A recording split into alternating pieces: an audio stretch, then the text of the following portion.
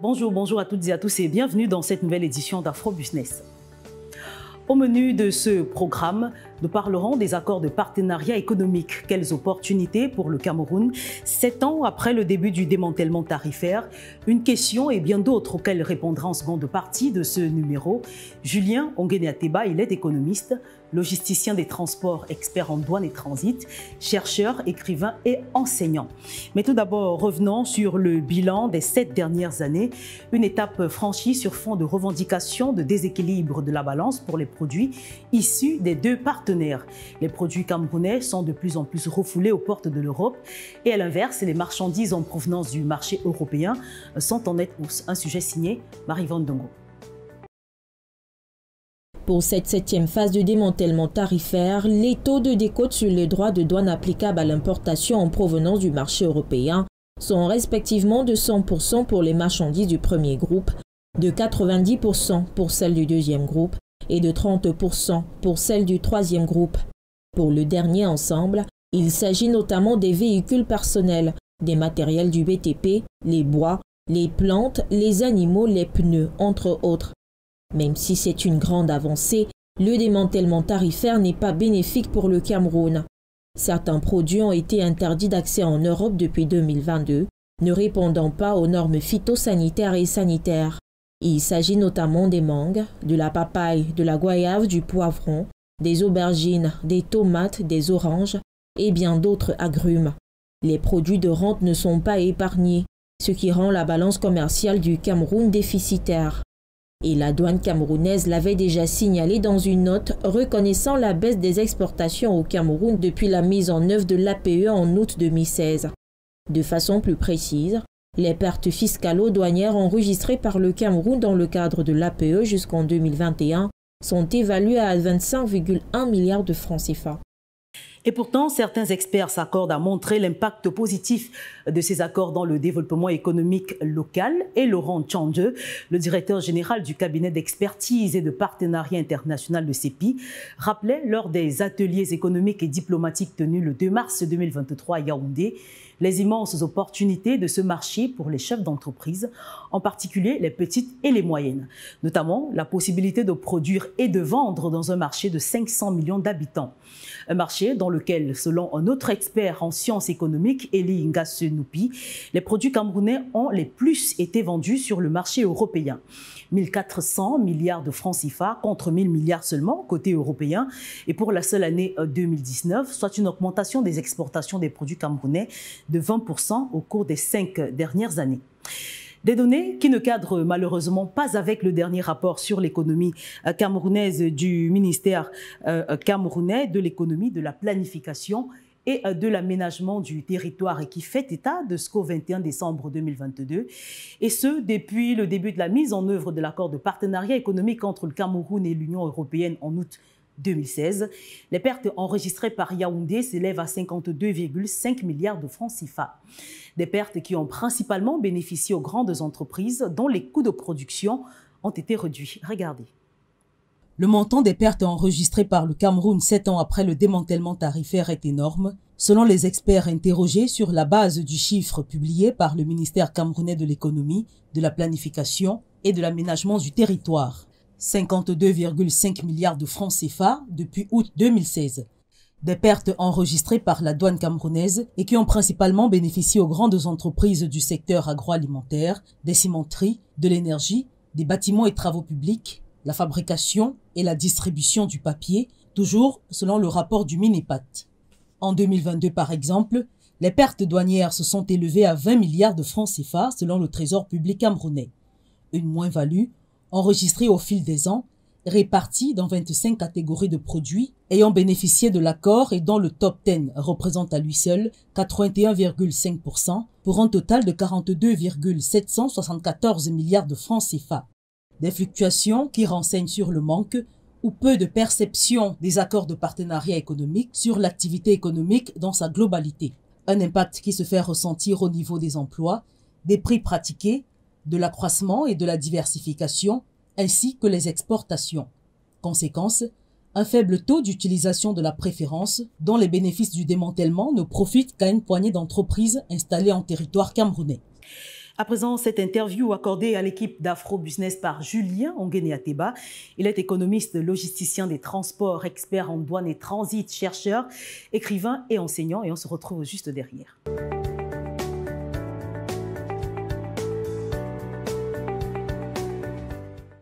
Bonjour Julien Onguéné Ateba et merci de nous recevoir une fois de plus dans le cadre de cette émission Afro Business. Bonjour Amel, bonjour à vos millions de téléspectateurs. Je suis honoré d'être des vôtres à Douala pour une invitation spéciale. Alors nous revenons dans cet épisode sur les accords de partenariat économique, 7 ans après le début du démantèlement. Bien avant, là je vous pose la question de savoir ce que prévoient exactement les accords de partenariat économique avec l'Union européenne. Alors, je rappelle déjà que lancé en 2003, en réalité, un pays comme le Cameroun devrait en principe s'inscrire dans un accord sous-régional avec tous les pays de la CEMAC. Et en 2007, le Cameroun ayant observé que ses intérêts étaient en danger, il a décidé de signer un accord intérimaire avec la France en 2009 qui a abouti à la ratification en 2014. Et la première phase du démantèlement a commencé en août 2016. Alors, ces accords prévoyaient quand même que sur les 3 types de produits, n'est-ce pas, que les premiers produits aient un démantèlement tarifaire sur les 4 premières années à hauteur de 25%. Ce qui suppose que si vous prenez les premiers du premier groupe, si le taux de droit de douane qui est prélevé à 5%, ça veut dire qu'à la première année du démantèlement, on paye plus 5%, on paye 3,75%.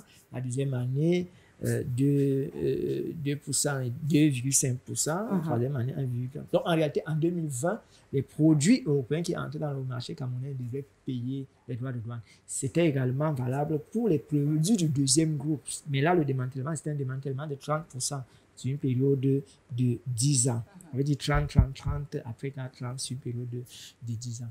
Alors, on observe quand même que il y a une inquiétude à ce niveau. Déjà, les pays de la sous-région nous ont estimé que le Cameroun était un pays traître. Mais en réalité, le Cameroun avait ses intérêts. Le Cameroun devait défendre sa banane, le Cameroun devait défendre son bois. Et si on ne le faisait pas, on allait basculer dans ce qu'on appelle un système généralisé des préférences. Vous ne signez pas l'accord intérimaire, vous restez dans les mêmes droits de douane que les autres pays. Parce qu'aujourd'hui, depuis 1995, avec la réforme du GATT d'hier, General Agreement on Tariff and Trade, et qui a donné naissance à l'OMC. Et tous les accords régionaux, sous-régionaux devaient s'inscrire, n'est-ce pas, dans le cadre de l'OMC. S'inscrire, c'est-à-dire quoi? Ça veut dire qu'en réalité, il fallait qu'il y ait ce qu'on appelle des préférences commerciales réciproques entre les deux pays. Vous m'accordez une préférence commerciale, je vous accorde une préférence commerciale, que ce soit réciproque. Quand c'est à sens unique, ça posait un problème au niveau de la désarticulation de ces économies. Et c'est un peu le problème que le Cameroun voulait résoudre. Alors, 7 ans après le début de ce démantèlement, qu'est-ce qu'on peut retenir? Quel bilan on peut retenir de ces accords dont le Cameroun est signataire? Je voudrais vous faire quand même une révélation, c'est que lancé au départ, en réalité, il y avait déjà des inquiétudes.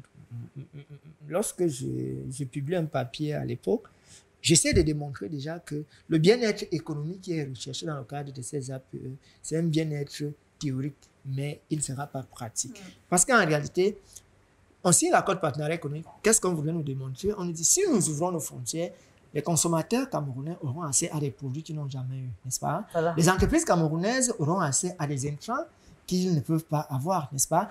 À des tarifs réduits, n'est-ce pas? Et puis, ça va limiter leur coût de production. Alors, l'État du Cameroun pourra capitaliser, c'est ce que disait la théorie, en mettant en place ce qu'on appelle un cadre réglementaire qui sera caractérisé par l'élargissement de l'assiette fiscale.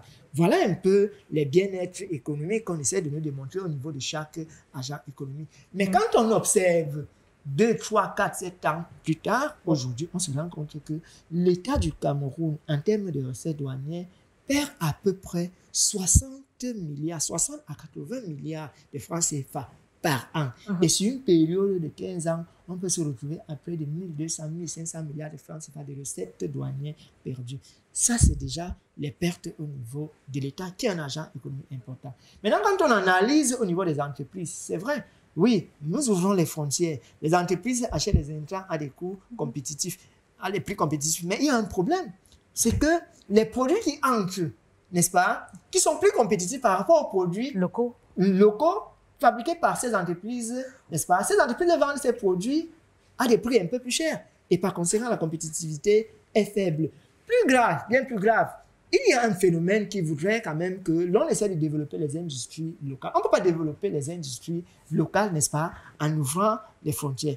À ce niveau, c'est clair, le bien-être économique des entreprises est fragilisé. Mais on nous a dit en ce moment que ces entreprises-là, on va les remettre à niveau. Mais on va remettre les entreprises à niveau. Comment? Avec quels moyens? Parce que la compétition internationale aujourd'hui, c'est également au niveau des normes ISO de production. Est-ce que nos entreprises sont assez outillées pour résister à la concurrence internationale? Quand vous regardez la structure de ce qui est exporté dans cet accord avec l'Union européenne, on va se rendre compte que ce sont des produits de première nécessité, ce sont des matières premières. Or, à comparaison égale, on se rend quand même compte que même si on a ouvert les frontières, même si nous exportons plus, mais du point de vue, n'est-ce pas, de la valeur nominale en termes de francs CFA ou en termes, n'est-ce pas, du dollar, vous allez vous rendre compte que le gap va crescendo par rapport à ces produits européens qui ont la possibilité d'entrer depuis 2020 à des droits de douane de 0. Vous voyez que de ce point de vue,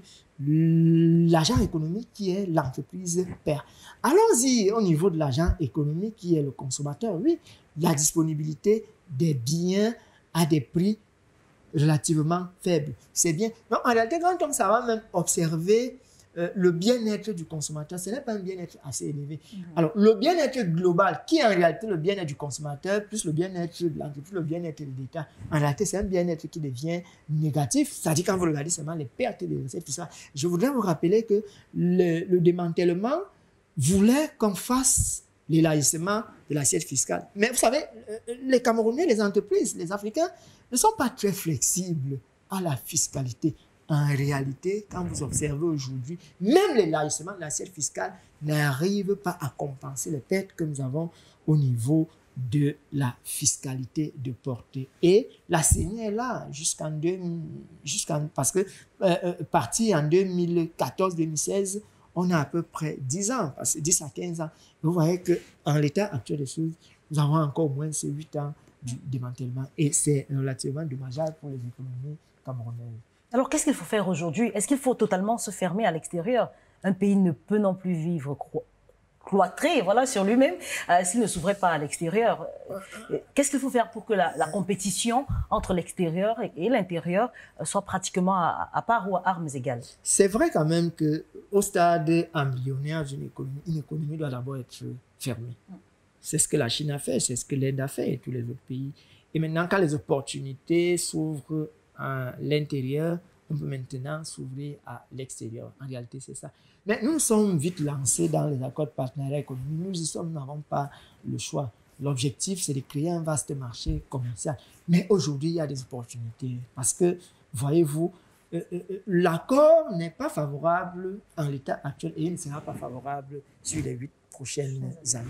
Je crois qu'il revient quand même à l'État du Cameroun de renégocier un avenant de cet accord de partenariat économique en essayant un peu de mettre l'accent sur la saignée au niveau des recettes douanières. Ça, c'est faisable. Mais il y a également une autre opportunité. Nous ne sommes pas obligés de commercer avec l'Union européenne. Nous avons un très grand marché aujourd'hui, la ZLECAf, un marché de près de 1,3 milliard d'habitants en termes de PIB, en termes de croissance économique, en termes d'ouverture, en termes de capitalisation des marchés. C'est un marché qu'il faut conquérir. Vous savez, la crise post-Covid et la crise russo-ukrainienne aujourd'hui nous offre beaucoup d'opportunités qui nous permettent de comprendre quand même que nous avons ce vaste marché que nous pouvons compétir. C'est quand même 50%. De l'extraversion d'une économie qu'il faudra éviter, oui. C'est quand même 15% de plus d'un marché qu'il faudra développer parce qu'aujourd'hui, l'Afrique, le commerce, quand elle est à hauteur de 1 à 5 On peut aller au-delà de ces 5% et atteindre les 30%. Voilà quand même des opportunités à saisir. Également, l'État du Cameroun doit s'inscrire aujourd'hui dans le cadre, n'est-ce pas, de la subvention aux producteurs, parce que ces produits européens qui entrent dans le marché camerounais sont des produits qui sont subventionnés. Comment un produit qui est subventionné va conquérir avec un produit qui n'est pas subventionné? Il faut il faut booster le budget au niveau de la subvention des producteurs agricoles, des producteurs industriels, pour permettre à ces derniers de produire pas des matières premières à exporter à l'état, mais que l'on se lance dans la transformation de ces produits et conquérir ces marchés de l'Union européenne. Surtout, la question des normes ISO, elle est très exigeante. Si vous n'avez pas de fondement sur la question des normes ISO, vous ne pouvez pas conquérir le marché de l'Union européenne. Vos produits vont arriver et puis le navire va rester là à bord, il va accoster, mais il ne va pas entrer dans le marché de l'Union européenne parce que vos produits ne respectent pas les normes ISO. Donc, en réalité, c'est un peu ça. La certification qui aujourd'hui n'est non plus à la portée de toutes les entreprises. Je pense qu'il faudrait également vulgariser ce secteur. Alors, je vais vous poser une question simple. Est-ce que les produits camerounais profitent aujourd'hui des APE? Les produits camerounais ne profitent pas des APE. Pourquoi? Parce que quand vous regardez la structure de ces produits, ce sont des produits, ce sont des matières premières. Le produit qui a plus de valeur ajoutée, c'est le produit transformé. Vous ne pouvez pas exporter les matières premières et escompter un retour sur exportation, un retour sur investissement. Non, il faut rompre avec cette économie classique, cette économie coloniale, et se spécialiser dans la transformation des produits de toute nature. Le défi est là aujourd'hui. Les produits miniers, les produits agricoles, les produits dans le domaine du coton et autres. Il y a beaucoup d'industries de transformation que l'on peut capitaliser.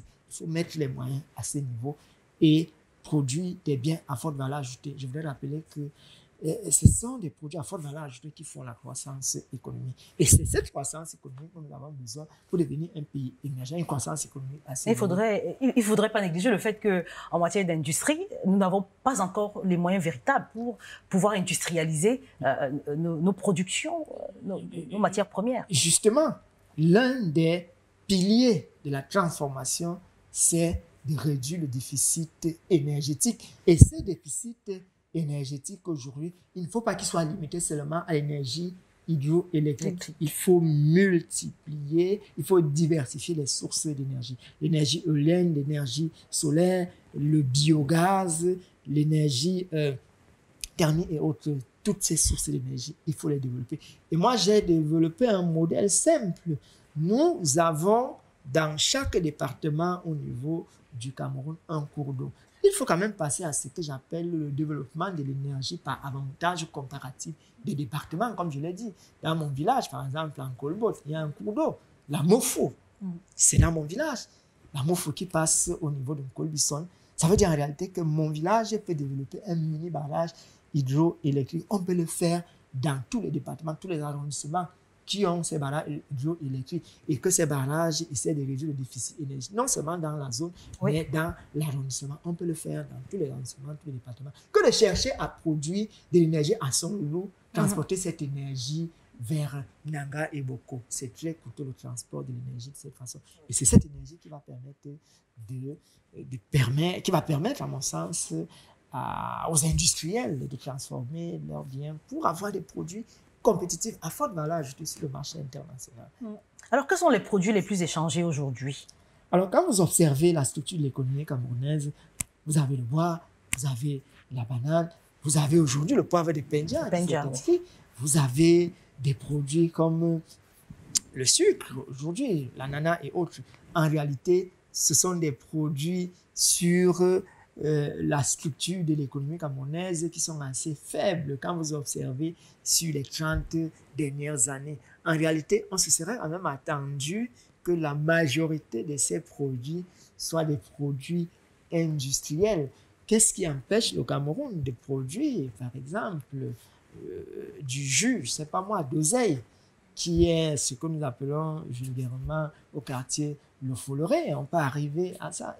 Il y a des opportunités industrielles qui sont là. Mais en réalité, quand vous regardez la structure aujourd'hui des biens exportés, elle est relativement faible. Il y a matière à débat, il y a mieux à faire.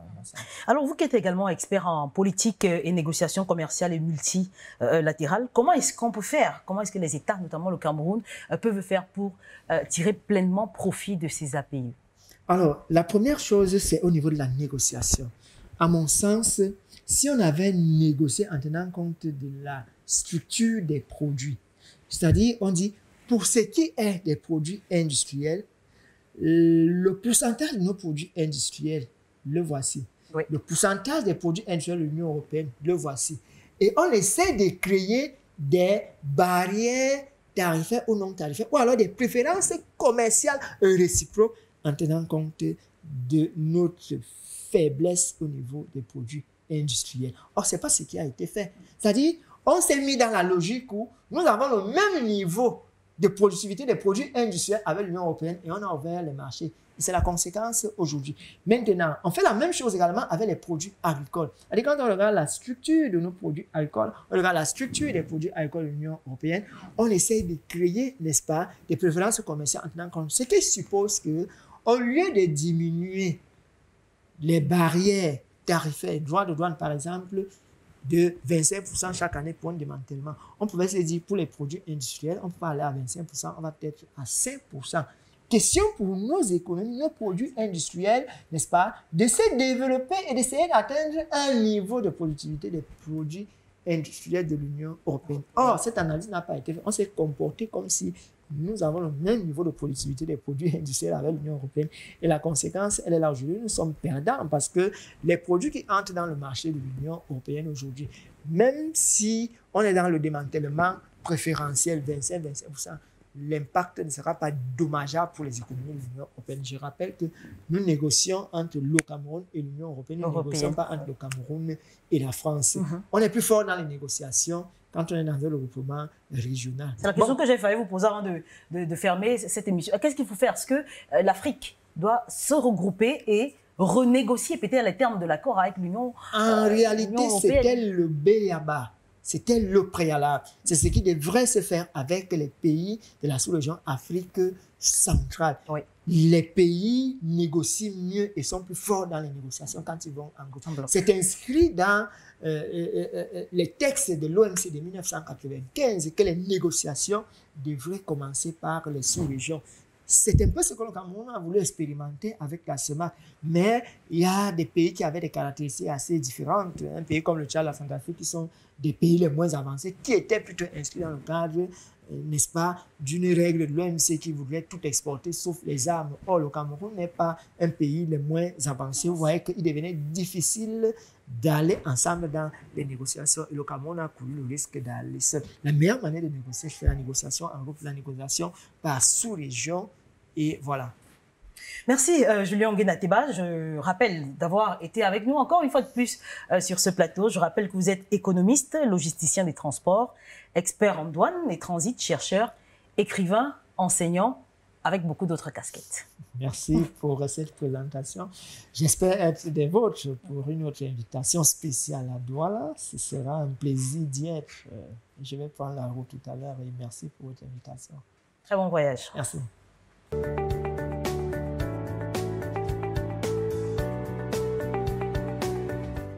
Et voilà qui met un terme à ce programme. Merci à vous d'avoir été des nôtres. Je vous invite également à nous suivre sur nos différentes plateformes de médias sociaux, sur Facebook, sur Twitter, sur LinkedIn ou encore sur Instagram. Très bonne suite des programmes en notre compagnie et à très vite.